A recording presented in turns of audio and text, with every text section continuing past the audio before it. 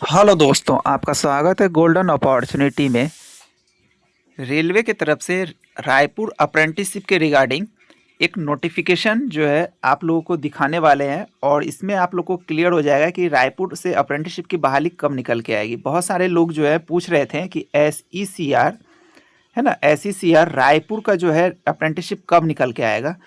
तो फाइनली जो है SECR रायपुर पे आप लोगों के लिए जो है एक वीडियो बना दे रहे हैं और इसको आप लोग पूरा देखिएगा, तब आप लोग को समझ में आएगा कि SECR रायपुर के लिए जो अप्रेंटिसशिप निकल के आने वाला है वो कब निकल के आएगा, किन किन ट्रेड को इसमें मौका मिलेगा, कौन कौन लोग इसमें एलिजिबल है फॉर्म भरने के लिए, और जो है ये कहाँ से निकल के आता है और कितना टोटल सीट पे निकल के आता है, ये सब कुछ बताएंगे।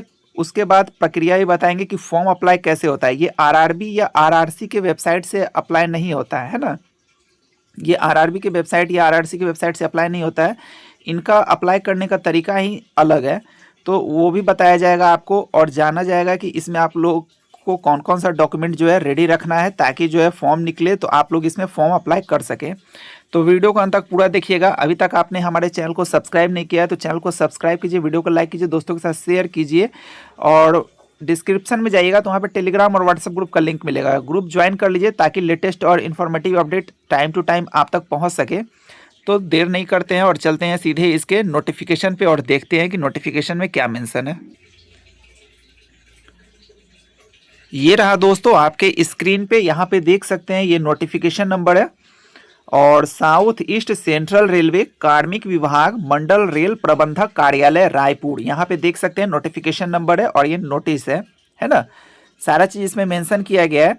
जैसे ही इसको स्क्रॉल कीजिएगा तो यहाँ पे आप लोग देख सकते हैं कि यहाँ पे दिया गया है DRM ऑफिस रायपुर डिवीज़न और यहाँ पे इस्टेब्लिशमेंट का नंबर दिया गया है E052022000048। ये इस्टेब्लिशमेंट का नंबर है, इस नंबर को ध्यान से देखिए और ये इंपॉर्टेंट नंबर है। आगे जानेंगे कि ये इंपॉर्टेंट क्यों है ना, इसके बारे में बताया जाएगा, लेकिन इस नंबर को, इस्टेब्लिश नंबर को ध्यान से, इसको जो है ध्यान में रखिएगा।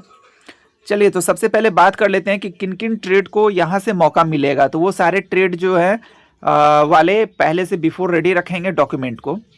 इसमें welder gas and electric trade को मौका मिलेगा, टर्नर वाले को मौका मिलेगा, फीटर वाले को मिलेगा, इलेक्ट्रिशियन वाले को मिलेगा, स्टेनोग्राफर हिंदी वाले को मिलेगा, स्टेनोग्राफर इंग्लिश वाले को मिलेगा, हेल्थ सैनिटरी इंस्पेक्टर को मिलेगा, कोपा ऑपरेटर को मिलेगा, मैचनिस्ट वाले को मिलेगा, मैकेनिक डीजल वाले अप्लाई कर सकते हैं, मैकेनिक रेफ्रिजरेटर एंड AC वाले अप्लाई कीजिएगा, ब्लैक स्मिथ वाले कीजिएगा, हैमरमैन अप्लाई कीजिएगा, मैसन अप्लाई कीजिएगा।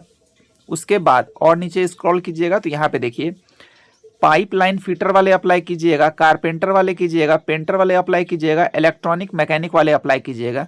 और ये जो वैकेंसी निकल के आता है आप लोग को रायपुर के तरफ से, ये टोटल कितने सीट पे आता है तो यहाँ पे देखिए 734 सीट पे ये निकल के आता है। तो 734 सीट ये आपके लिए कम नहीं है और इसमें तो बहुत सारे ऐसे ऐसे ट्रेड है ना जिनका कि कहीं से निकल के ही नहीं आता है। जैसे पाइपलाइन फिटर वाले देख लीजिए, मैसन देख लीजिए, हैमरमैन देख लीजिए, ब्लैक स्मिथ देख लीजिए, ये सब तो ऐसे ऐसे ट्रेड है ना जिनका कि कहीं से भी बहुत कम, पेंटर वाले का तो कहीं कहीं निकल भी जाता है, लेकिन ये सब ऐसे ऐसे ट्रेड है जो कि बहुत कम निकल के आते हैं। तो बहुत सारे स्टूडेंट जो है रायपुर का वेट करते हैं जो भी ITI इन सभी ट्रेड में किए हैं, hammerman, mason, pipeline fitter, blacksmith, painter, health sanitary inspector, stenographer Hindi, stenographer English, इन सब ट्रेड में जिन्होंने ITI कर रखा है ना, वो लोग वेट करते हैं कि रायपुर से आएगा ना तो उनको मौका मिलेगा रेलवे में अप्रेंटिसशिप करने का। तो फाइनली जो है आप लोग का इंतज़ार समाप्त जल्द ही होने वाला है और रायपुर की तरफ से जो है आप लोग को जल्द ही जो है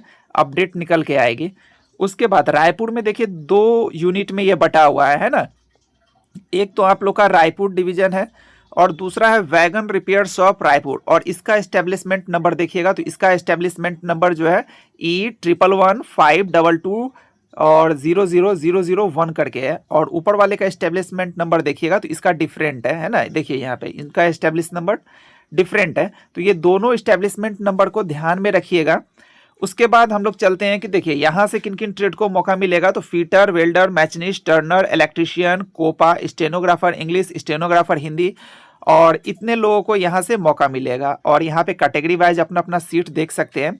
अब देखिए इसमें इंपॉर्टेंट बात क्या है, जैसे मान लीजिए आपने स्टेनोग्राफर इंग्लिश में आप कर रखा ITI, तो आप देखिएगा ना यहाँ पे ईडब्ल्यूएस में यहाँ पे 0 सीट है।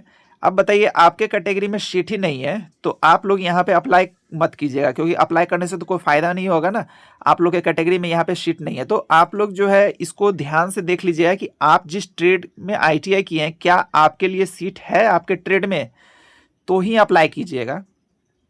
तो यहाँ पे तो इनको इलेक्ट्रिशियन वाले को तो देख सकते हैं, इलेक्ट्रिशियन में 1 सीट है। यहाँ पे कोपा में देख लीजिएगा तो ईडब्ल्यूएस में 1 भी सीट नहीं है, वहीं एसटी में 1 सीट भी नहीं है, और वहीं देख लीजिएगा एससी में 1 सीट है, ओबीसी में 1 सीट है, जनरल में 2 सीट है।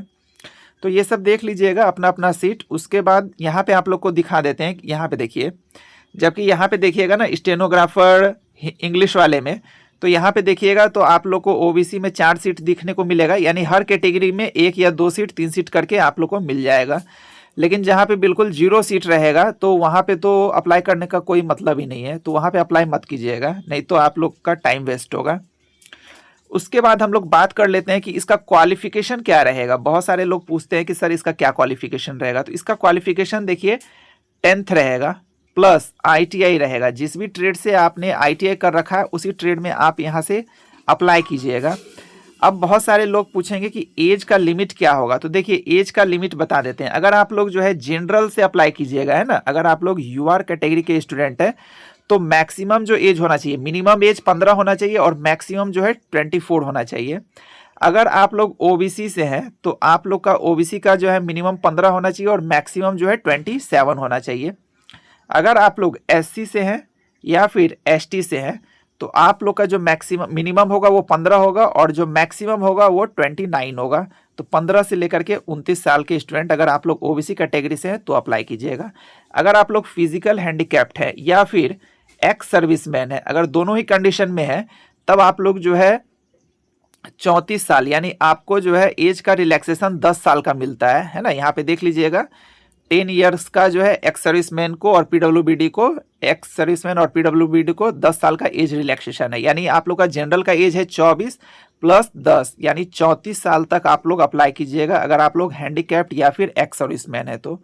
अब बहुत सारे लोगों का क्वेरीज है कि सर इसका मेरिट कैसे बनेगा, है ना, क्योंकि मेरिट के बारे में भी जानना जरूरी है। तो मेरिट देखिए इसका कैसे डिसाइड होता है ना, मेरिट लिस्ट इसका जो प्रिपेयर होगा ये कैसे प्रिपेयर होता है, ये प्रिपेयर होता है 10th के परसेंटेज पे, यानी 10th का जो आपका परसेंटेज है ना वो परसेंटेज प्लस आईटीआई का जो परसेंटेज है, ये दोनों परसेंटेज को जोड़ दिया जाएगा। दोनों परसेंटेज को जोड़ करके 2 से डिवाइड लगा करके एक एवरेज निकाला जाएगा और उसी एवरेज परसेंटेज पे आपका सिलेक्शन होगा, समझ गए। उसके बाद देखिए कि इसमें सिलेक्शन का दे दिया है, उसके बाद इसमें मेडिकल भी होगा और मेडिकल के लिए एक परफॉर्मा है और परफॉर्मा जो है गैस्ट्रेट डॉक्टर से सदर अस्पताल या स्टेट हॉस्पिटल से बना करके आपको ले जाना होता है। तो ये सिलेक्शन होने के बाद का ये प्रक्रिया है, अभी इसके लिए कोई आवश्यकता नहीं है ना, फॉर्म भरते समय इसके लिए कोई ज़रूरत नहीं है इसका। उसके बाद आगे आइएगा तो यहाँ पे आप लोग देख सकते हैं कि कॉन्ट्रैक्ट के रिगार्डिंग दिया गया। अगर आप लोग माइनर है यानी कि आप लोग का 18 नहीं हुआ है तो उस कंडीशन में क्या होगा ना कि आपके जो पेरेंट्स है ना वो कॉन्ट्रैक्ट साइन करेंगे, है ना, जो भी यहाँ पे डिपार्टमेंट है, और उसके साथ कॉन्ट्रैक्ट आपके पेरेंट्स साइन करेंगे। लेकिन आप लोग 18 प्लस है ना तो आप लोग खुद से साइन कीजिएगा, कॉन्ट्रैक्ट आप लोग का साइन करवाया जाएगा आपसे ही, आप लोग साइन कीजिएगा, डिजिटल साइन होगा और कॉन्ट्रैक्ट जनरेट होगा। उसके बाद यहाँ पे देख लीजिएगा और नीचे आइएगा तो यहाँ पे देखिएगा यहाँ पे जनरल इंस्ट्रक्शंस दिया गया है। अब हम लोग बात करते हैं कि इसका जो फॉर्म होगा, जैसे कि आप लोग को वीडियो की स्टार्टिंग में बताए थे कि आरआरबी या फिर आरआरसी के माध्यम से जो है इसका फॉर्म अप्लाई नहीं होता है, उस पर लिंक जो आता है आरआरबी आरआरसी पे, उस पर लिंक इसका नहीं आता है अप्लाई करने का। तो इसका अप्लाई होता कैसे है, इसका अप्लाई होता है, देखिए ये वाला दिया गया है apprenticeshipindia.gov.in, इस वाले पोर्टल पे जाइएगा और 100% का प्रोफाइल कंप्लीट कीजिएगा। जब आप लोग 100% का प्रोफाइल कंप्लीट कर लीजिएगा तभी आप लोग यहाँ पे अप्लाई कर सकते हैं। प्रोफाइल पे जाइएगा और ये वाला जो इस्टेब्लिशमेंट नंबर जो स्टार्टिंग में आपको बताए थे ना E0 करके, तो वो इस्टेब्लिशमेंट नंबर को वहाँ पे डालिएगा। डालने के बाद जो है आप सभी ट्रेड का शो करने लगेगा। जब सभी ट्रेड का शो करेगा तो जिस भी ट्रेड में आप अप्लाई करना चाहते हैं, जिससे आप लोग ITI किए हैं, तो उस ट्रेड में आप लोग डायरेक्ट अप्लाई वाले बटन पे क्लिक मारिएगा, आपका अप्लाई हो जाएगा, है ना। इसमें कोई भी 100 रुपये का फ़ी अभी अप्लाई के समय नहीं देना होता है, बस साइबर वाला जो 50 या 60 रुपया चार्ज लेगा बस उसको दीजिएगा, वो साइबर वाला अप्लाई कर देगा आप। उसके बाद इसमें और बहुत सारा चीज़ का ध्यान रखना होता है ना, जैसे कि आपके पास जो है करंट ईयर का ओबीसी सर्टिफिकेट होना चाहिए। अगर एससी से बिलोंग्स करते हैं तो एससी का सर्टिफिकेट होना चाहिए, या फिर एसटी से बिलोंग्स करते हैं तो एसटी का सर्टिफिकेट होना चाहिए, या फिर आप लोग पीएच कैंडिडेट हैं तो पीएच का सर्टिफिकेट होना चाहिए, या एक्स सर्विसमैन के रिगार्डिंग आपके पास प्रूफ होना चाहिए। जिस भी कैटेगरी में आप लोग अप्लाई कीजिएगा या ईडब्ल्यूएस का कीजिएगा तो ईडब्ल्यूएस का करंट सर्टिफिकेट होना चाहिए। आप लोग अगर अप्लाई करते समय बैक वाला यानी पिछले साल का दे दीजिएगा, फिर आपका जो है फॉर्म रिजेक्ट हो जाएगा, फिर आपका सिलेक्शन रुक जाएगा, है ना। तो आप लोग के पास अभी टाइम है ना, अभी आप लोग बनवा सकते हैं सर्टिफिकेट, और टाइम आप लोगों के पास अच्छा खासा है, कम से कम 20 दिन का तो टाइम है ही। अब हम लोग बात कर लेते हैं कि जो है इसका फॉर्म कब से अप्लाई होगा। यहाँ पे देखिए सारा चीज़ है, ये ऑफिशियल पीडीएफ है, ये देख लीजिए, डेट मेंशन किया गया है, और यहाँ पे देखिएगा तो डेट मारा गया है, पिछले साल का है ये, तो 3 मार्च 2025 का है ये। अब हम लोग बात करेंगे कि इस साल जो आप लोग का जो नोटिफिकेशन आएगा वो कब आएगा, है ना, क्योंकि बहुत सारे लोग वेट कर रहे हैं कि नोटिफिकेशन कब आएगा। तो देखिए पिछले बार जो 2025 में जो आया हुआ था वो 3 मार्च से लेके 2 अप्रैल तक इसका फॉर्म अप्लाई हुआ था, लेकिन ज्वाइनिंग में लेट हो चुका था, जिसके वजह से 3 महीना यहाँ पे लग गया था ज्वाइनिंग होने में, 3 मंथ्स लगे हुए थे। अब समझ लीजिए कि जब 3 महीना इसका ज्वाइनिंग में लग गया था तो इतना जल्दी तो आप लोग का पिछले वाला बैच का कंप्लीट हुआ ही नहीं था, यानी इनका जो ज्वाइनिंग हुआ था वो जा करके आपका कब हुआ था, अगस्त में हुआ था, है ना, पिछले बैच वाले का ज्वाइनिंग। तो अभी जो है पिछला बैच वाले का 3 महीना बचा हुआ है, 3 मंथ का अभी उनका ट्रेनिंग बचा हुआ है। तो जो है बोर्ड डिसाइड कर रहा है ना कि पहले कम से कम इनका जब 1 महीना बचेगा या 1.5 महीना बचेगा ना, तो 1.5 महीना पहले हम लोग नोटिफिकेशन ये वाला रिलीज करेंगे, ताकि जो है स्पीड से नोटिफिकेशन रिलीज करेंगे और तुरंत जो है इसका मेरिट लिस्ट भी दे देंगे, और तुरंत डीवी करवा करके और तुरंत ही इसका ज्वाइनिंग करवा दें। तो इस बार जो है आप लोग को पिछले बार की तरह 3 मंथ का जो है टाइम नहीं लगेगा ज्वाइनिंग में। इस बार आप लोग को जो देखने को मिलेगा कि 15 से 20 दिन के ही अंदर ज्वाइनिंग हो जाएगा, है ना, 15 से 20 दिन के अंदर ही ज्वाइनिंग हो जाएगा, और मेरिट लिस्ट भी जो है 15 दिन में आपका आ जाएगा। फॉर्म अप्लाई का लास्ट डेट से 15 दिन के बाद आपका इसका मेरिट लिस्ट भी देखने को मिलेगा। तो वेट कीजिए, बहुत जल्द जो है नेक्स्ट मंथ में जो है मई के लास्ट में आप लोग को इसका जो है नोटिफिकेशन देखने को मिलेगा, है ना।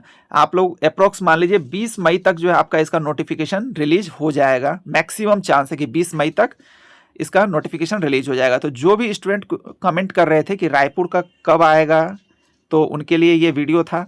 और अब जो है बहुत सारे लोग जो है पूछ रहे हैं कमेंट करके कि ईस्टर्न रेलवे जो है, और जिसके अंतर्गत जमालपुर आता है, आसनसोल आता है, मालदा आता है, लिलुआ आता है, कंचनापाड़ा आता है, हावड़ा आता है और सियालदा आता है। टोटल इसमें 7 यूनिट आते हैं ना। तो जमालपुर, आसनसोल, मालदा, इन सब का जो है ज्वाइनिंग कब होगा, तो देखिए इनका अभी final merit list, document verification तो हो चुका है, इनका डीवी तो हो चुका है, लेकिन फाइनल जो मेरिट होता है ना, पैनल जिसको कहते हैं फाइनल मेरिट, वो फाइनल मेरिट अभी इनका नहीं आया है। तो अब इन रहा कि इनका फाइनल मेरिट कब आएगा। तो फाइनल मेरिट जो है आप लोग का इनका मई में आएगा, है ना, फाइनल मेरिट जो है इसका मई मंथ में ही आएगा, और मई में बहुत सारे लोगों का फाइनल मेरिट भी आएगा, और बहुत सारे नए अप्रेंटिसशिप को भी मौका मिलेगा। जो भी लोग नए नए ITI किए हैं उनको भी मौका मिलेगा अपना सिलेक्शन लेने का। तो मई का जो महीना है आप लोगों के लिए खास रहने वाला है। तो जैसे ही आप लोग का फाइनल मेरिट लिस्ट आता है ईस्टर्न रेलवे कोलकाता का, तो टाइमली आप लोग को हमारे चैनल पे अपडेट कर दिया जाएगा, है ना। इसके लिए आप लोग को बस कुछ नहीं करना है, हमारे चैनल से जुड़े रहना है, चैनल को सब्सक्राइब कर देना है, ताकि जैसे ही रायपुर का आए या फिर बिलासपुर का आए या फिर नागपुर का आए आप लोग का नया वाला नोटिफिकेशन, या फिर पिछले वाले का फाइनल मेरिट आए, तो सारा अपडेट हमारे चैनल पे आपको मिलेगा। और हमारा चैनल प्रॉपर रेलवे अप्रेंटिसशिप आप लोगों के लिए ही है। तो आप लोग हमारे चैनल से जरूर जुड़िए, वीडियो को लाइक कीजिए, दोस्तों के साथ शेयर कीजिए, और टेलीग्राम और व्हाट्सएप ग्रुप से जुड़ जाइएगा, जो कि वीडियो के डिस्क्रिप्शन में लिंक दिया गया है। धन्यवाद।